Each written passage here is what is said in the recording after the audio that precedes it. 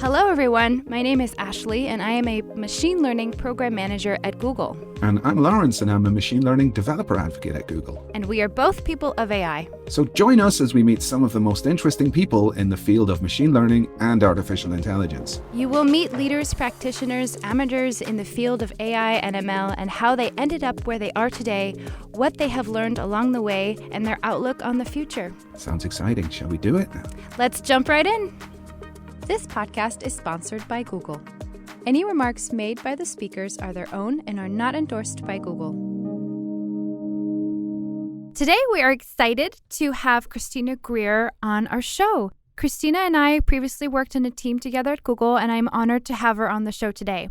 Christina Greer is a software engineer at Google Research, a veteran of a variety of efforts across the company, including ads, data processing pipelines, and Google Assistant. She joined Google Research in 2018 to focus on bias and fairness in machine learning.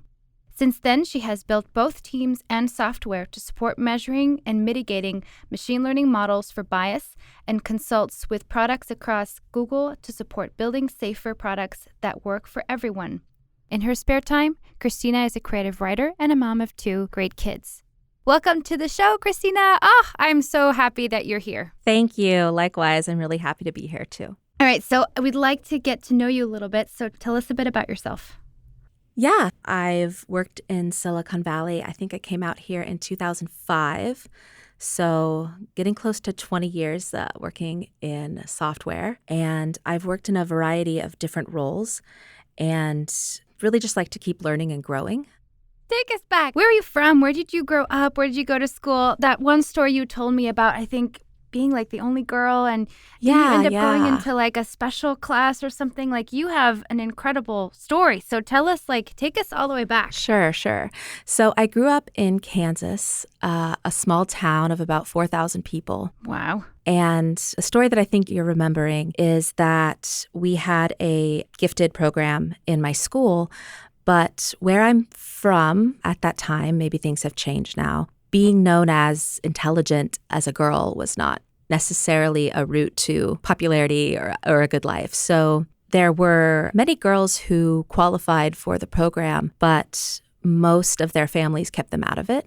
So my parents did put me in this program. And so for a lot of the time, I was the only girl in the class with a bunch of boys. I can't imagine. So, the tech industry might not be the most friendly to folks that are outside of the white and Asian male demographic, but it's a lot easier than that.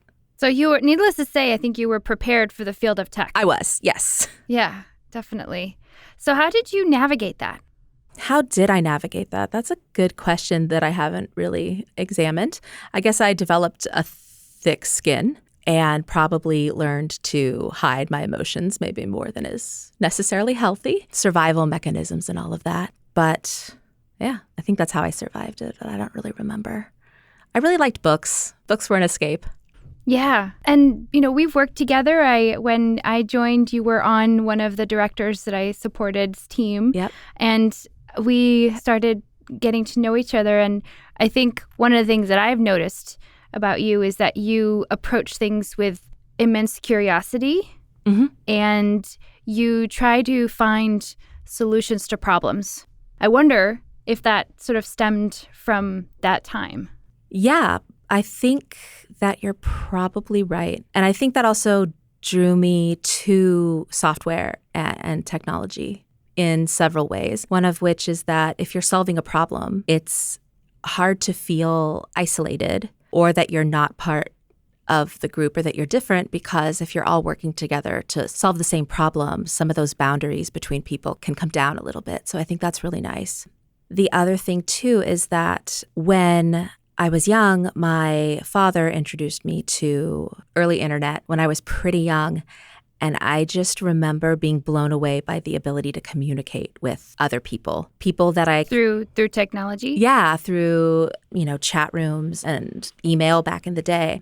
Like all of a sudden, I wasn't limited to the people that were around me in my small town. I could communicate with people all over the world and find people that I felt that I had more in common with. And that just seemed so magical to me, and I think really just sparked an interest in wanting to work in technology. That's such a cool story. So you were in this gifted program, and at the same time, you were introduced to technology by your dad. And what were the tools? Oh my goodness. What was the technology of the time? I think there was an online service called Prodigy. It was very, very old. Also, the university, Wichita State University, had a bulletin board system. And it was just text, like not even a graphical interface. So those were the early versions. And then there were some HTML chat rooms that were very basic, no private messaging functionality, just like extremely, extremely basic. That's so cool. So you really, I think from what I'm hearing and what I'm processing out loud is you saw technology as a way to communicate, as a communication tool. Mm-hmm. And so it made you lean into that even more. Yeah. And so where did that take you? So that took me to university eventually, but that's a bit of a jump. But just needless to say that throughout my teenage years, I was always the person that fixed all of my parents' computers. And I put up a lot of websites and was really, really into making web pages and sharing ideas. There was really no way to do it without writing some sort of code. And so when it came time to choose a major for college, I chose computer science just because I'd had this affinity. And it was a lot different, I think. When I got to college, it was more about math than I probably knew going into it. But I ended up completing the degree, even though I was tempted to quit. It was pretty hard. And most of my friends were liberal arts majors and didn't have to do nearly as much homework and whatnot as I did. I remember my friends waiting for me to finish. So we had coding assignments due at midnight on a Saturday night. Oh, wow. Yeah. So oh my gosh. Wow, that's dedication right there. Yeah. So my friends would be ready to go out and just like sitting on the couch behind me waiting for me. Like, I just have to get my code to compile. I just have to get it working before I can go out. But oh man, I'm glad I stuck with it. Now looking back. So what made you stick with it? Because college is an opportunity to explore. I feel like I switched majors like I don't know how many times. Yeah. And so why did you stick with it? I had a lot of scholarship money that was contingent on being in the engineering department. And if I switched, I would have to figure out how the student loan process worked. And I didn't want to do that. So laziness, I guess, at the end of the day. Or financial responsibility, depending on how you frame it. Yes, that's true. Wow. That's pretty extraordinary, though, if you sort of up until, and your journey is just, we're going to get into some even more amazing stuff. But it's just fascinating how you started off in this program and how you got into this love of technology and then used it as a tool in your everyday life. And then that's what got you into college, and the motivation to do hard things, whatever that motivation is, really allowed you to complete that. And in hindsight, I guess that must initiate a lot of pride in your accomplishments. Yeah. Or does it or not? Yeah, I think it does. And I kind of have a bit of an obstinate streak. I've gotten quite good at a lot of things out of spite almost. Like, these other people can do it, so can I. I don't have a natural ability at this, but I'm going to work hard and practice, and then I end up doing pretty well at it. That was kind of how things worked with music when I was younger. And I was just so mad about how bad I was at first that I practiced and got really good. What were you playing? Clarinet. Wow. And then I kind of feel the same way about math. When I started realizing how much of computer science was math related, I'd always thought of math as one of my weaker subjects. But then I was kind of determined, I'm not going to let the fact that I'm not good at math, defeat me. I'm going to figure it out. So I figured it out. You're like my superhero. You're like my superhero. You. No, seriously, I sucked at math so bad. And I just was I'm just not going to do it. Yeah. I'm not going to go, and I'm not going to go there. And the fact that you stuck with it and kept with it, I think that's just proof that sticking with the hard things sometimes propels you into these areas where you're really challenged, and then you see the results of the accomplishment. And I just think that's so cool. Oh, thank you. And so awesome. Okay, so college. College. Were there any significant moments for you in college? I mean, It was also kind of the same where I was one of the only women in most of my classes, but I was used to that. So it wasn't that much of a problem since I was fairly prepared for that kind of thing. And there was the whole, the tech bubble burst when I was in college. So I think there were a lot more people in computer science when I started, and then they all kind of drifted off toward other things. And trying to get that first job when a lot of software engineers were looking for jobs, it was very hard to find a job as somebody without experience. So that was a bit of a challenge after college. But then I got the first job in tech, and then it was pretty easy from there. I had to start out as a contractor. I couldn't go in directly, and I started out in QA, actually. What's that? It's so more software testing than software engineering, quality assurance. Okay. But I was really lucky at my first job to have some managers and mentors that were really encouraging and really, were just really great people to work with in that first job. And then when the contract was over, they helped me find another job right away. They vouched for me with some people that they worked with in the past. So I got another job pretty easily. And then I got a job at Google and moved up to the Bay Area. And then I've been here ever since. And so tell us about what you're doing now. Yeah, so like you said in the intro, in 2018, I joined Google Research and started working on responsible AI. I had not worked in AI before or research. I'd been mostly an infrastructure developer. And so moving into ML and research, it was a culture shock, an adjustment for me. But I have learned so much about AI and ML in general, but also about ethics and the impact of technology on people's lives that I couldn't have learned in any other job. And it's complicated and it's messy, but it's really interesting also. Yeah, and I'd love to dig into it a little bit. I'd love to know more about what it means, and also, if you can, kind of how it came about, because I think it's quite unique, and I think hopefully we'll get to that. Yeah, absolutely. So I can start talking a little bit about the idea of fairness and bias. Obviously has been around for a while, even before ML and AI. So one example is that women, I think, are still 47% more likely to be injured when they're driving a car and get into an accident than men. And it's because for decades when they were doing crash testing, they used dummies based on men's bodies.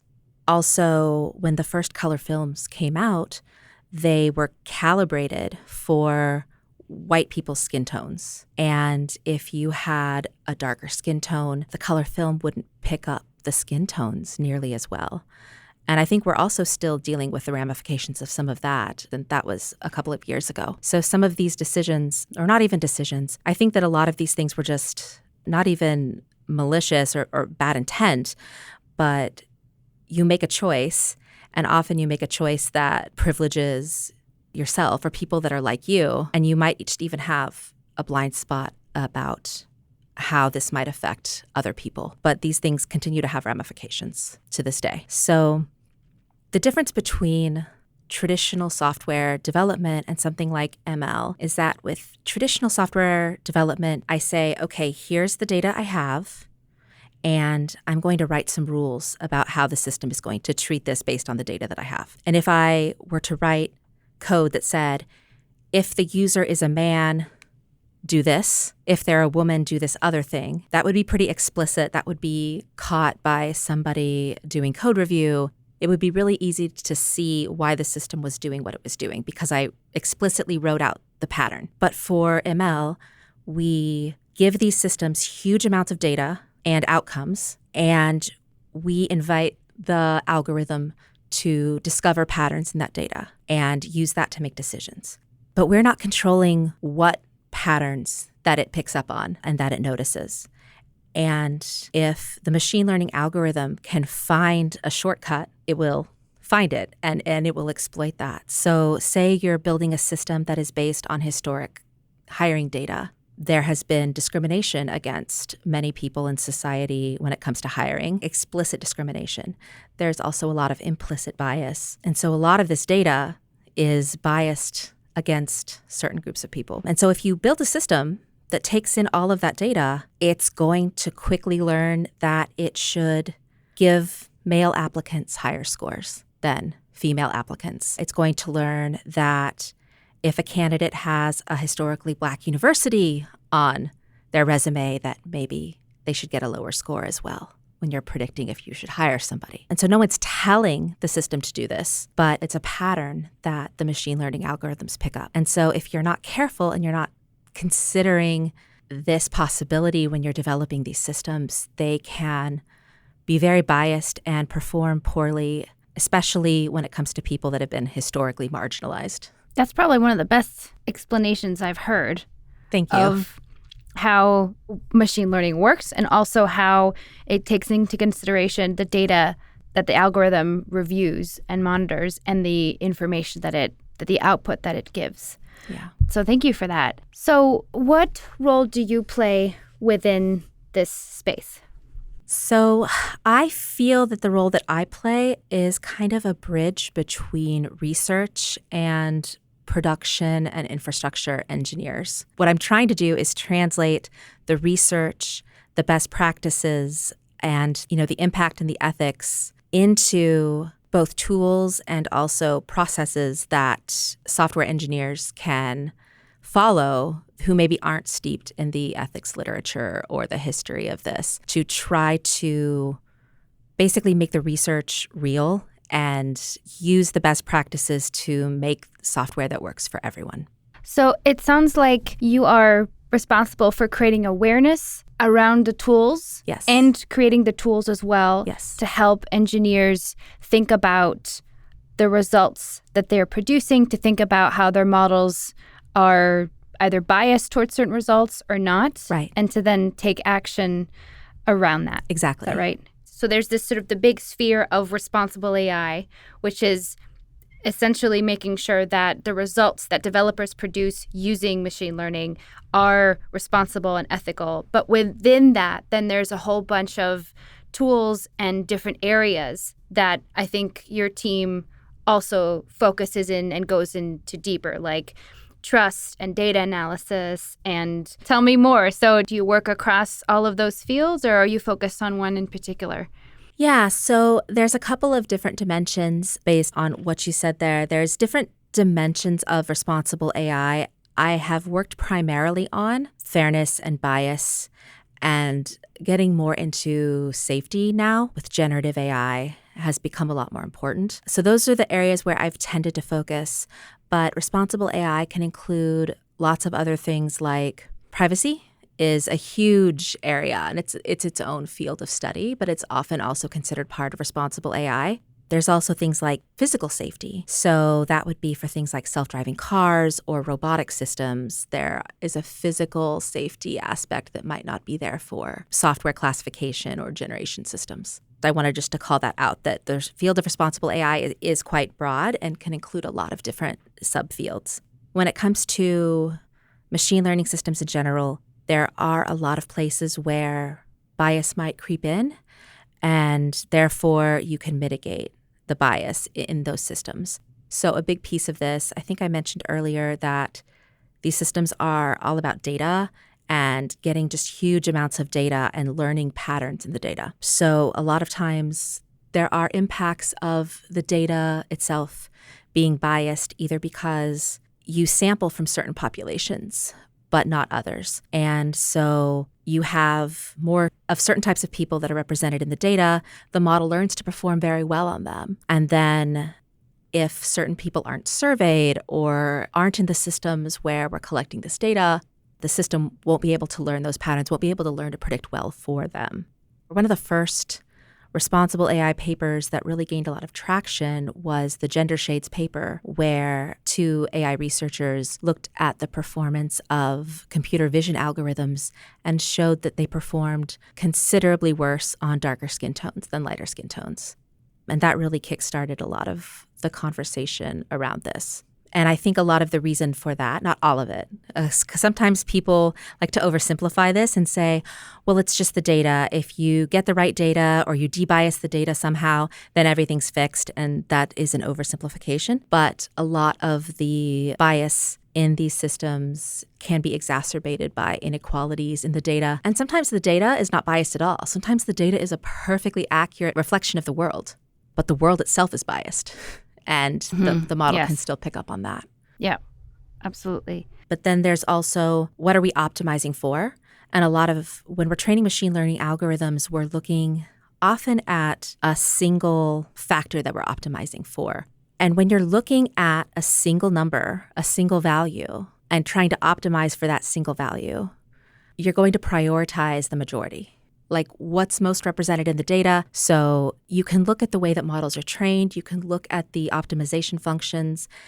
And you can train models in such a way that you can optimize for multiple things. You can have multiple goals when you're training a model and allow it to perform better across groups.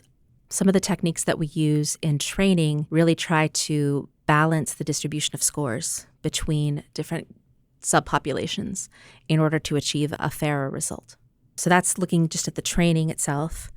And then you have evaluation, which is once you've trained a model and you want to probe how it's performing, to decide whether or not to deploy it, to decide if you need to put extra layers of business logic on top of it to lead to better outcomes. And then you also have documentation and transparency. How do you communicate with the users of the model about what's happening? How do you provide them recourse to contest the results of a model? And how do you publicize these facts of the model so that users, regulators, and other people can understand what's going on? So we look across all of those areas when we work on responsible AI.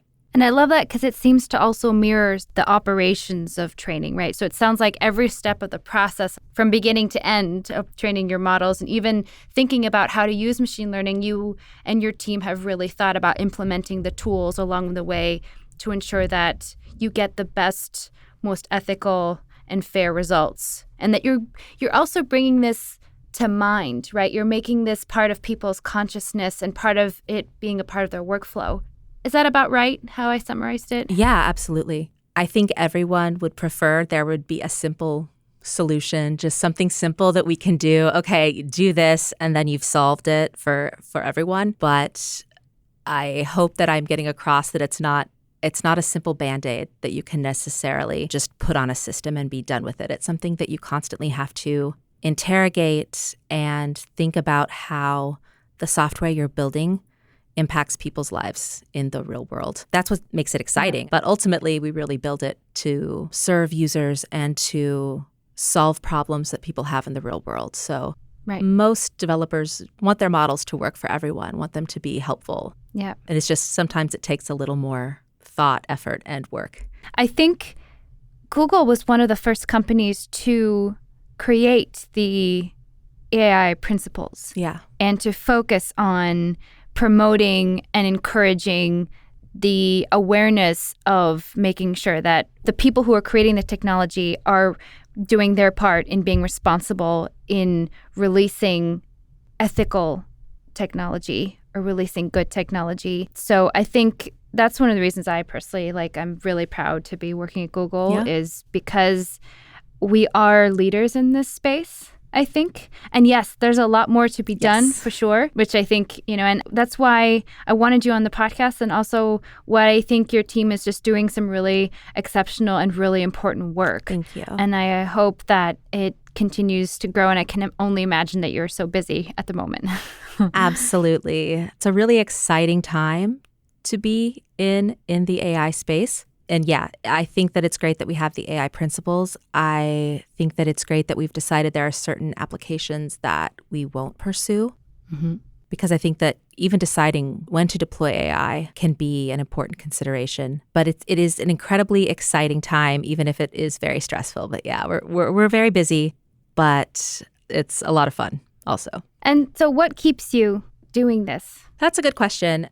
What kept me doing this when things were really hard was that I couldn't imagine a better world for me not doing this work. And so even when it is hard, thinking about the outcomes and thinking about trying to do the best that I can do for, Google's users and just the world at large.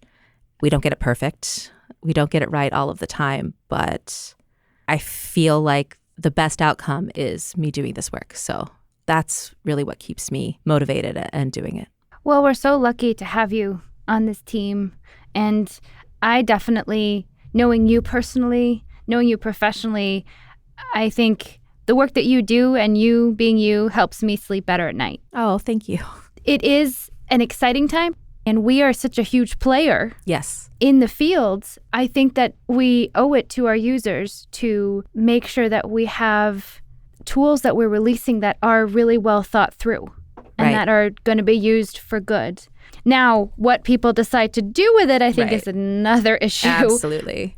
But as long as we can make sure that what we're releasing out to our users and to the public, and we've already done all the work that we can to make sure that what we're producing is the right thing. And it's thanks to people like you and your team that I think allows us to then create and develop cool tools for our users that we can trust and that we can feel comfortable using.